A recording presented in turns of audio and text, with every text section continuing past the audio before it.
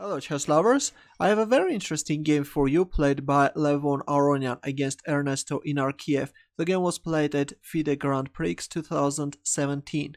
Aronian started with d4 and d5 by Inarkiev, c4, e6, knight f3, knight f6, knight c3, we see the queen's gambit declined, 3 knights variation, bishop e7, bishop f4, black castles, e3, c5, d takes c5, bishop takes c5, queen c2, knight c6, rook d1. This is a standard theory and has been seen a lot of times. a3, rook e8, knight d2, e5, bishop g5 and knight d4. Black is using the weakness of the white king.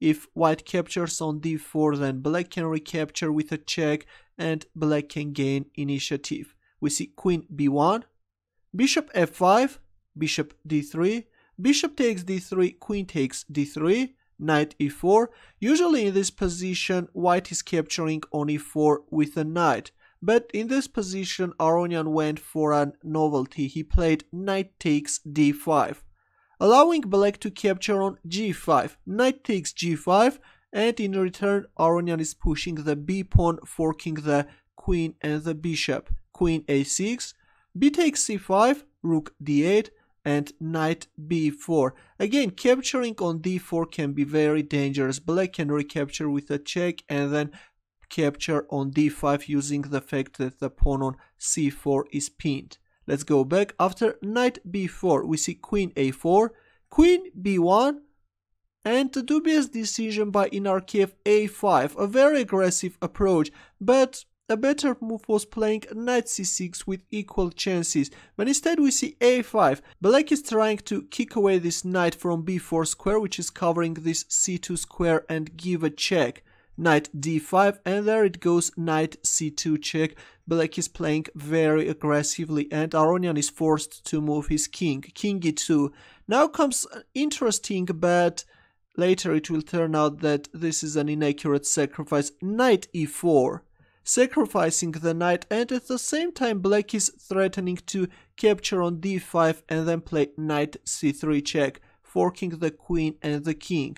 Aronian accepted the sacrifice, and now comes queen takes c4 check, king f3, black is capturing on d5 and g4, both opening up space for the king to escape and also controlling the f5 square, not allowing f5 by black. But anyways, black plays f5, trying to rip open white king. G takes f5 and rook f8. This rook is also joining the attack.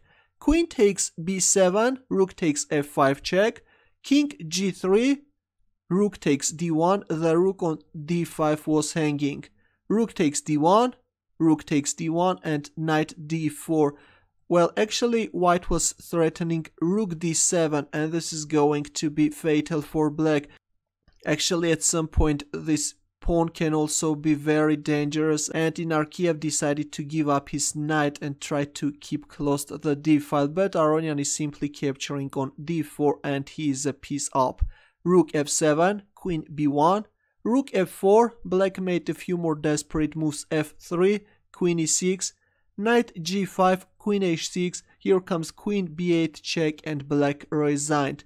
If rook f8, then white can go for a very beautiful smothered mate. If king h8, then knight f7 check.